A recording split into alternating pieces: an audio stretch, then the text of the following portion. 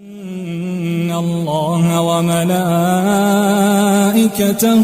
يصلون على النبي يا أيها الذين آمنوا صلوا عليه وسلموا تسليما.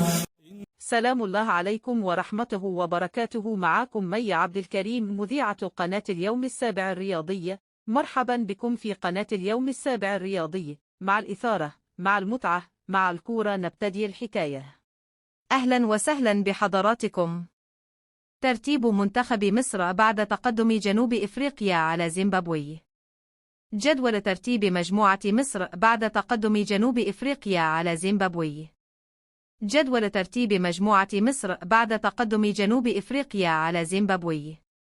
جدول ترتيب مجموعة مصر في كأس إفريقيا 2025 بعد تقدم منتخب جنوب إفريقيا على منافسه الزيمبابوي بهدف دون مقابل مساء اليوم الاثنين، يبحث عنه عشاق الساحرة المستديرة داخل القارة السمراء، وبالتحديد من قبل محبي منتخب مصر في الوطن العربي.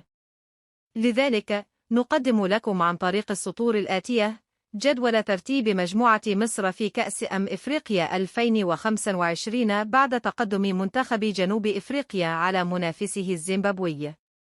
وتقام منافسات مسابقة كأس الأمم الإفريقية 2025 على الأراضي المغربية الشقيقة بمشاركة 24 منتخبا، بينما تختتم في 18 من شهر يناير القادم. يأتي جدول ترتيب مجموعة مصر في كأس إفريقيا 2025 كالتالي: 1. شرطة منتخب مصر 7 نقاط. 2. شرطة منتخب جنوب إفريقيا 6 نقاط.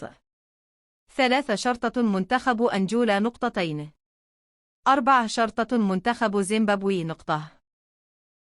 شكرا لمشاهداتكم. لو سمحتم ما تنسوش تشتركوا في القناة وتفعلوا زر الجرس لكي يصلكم كل جديد من أخبار الكرة وأخبار اللاعبين والمباريات. كان في صحبتكم مي عبد الكريم.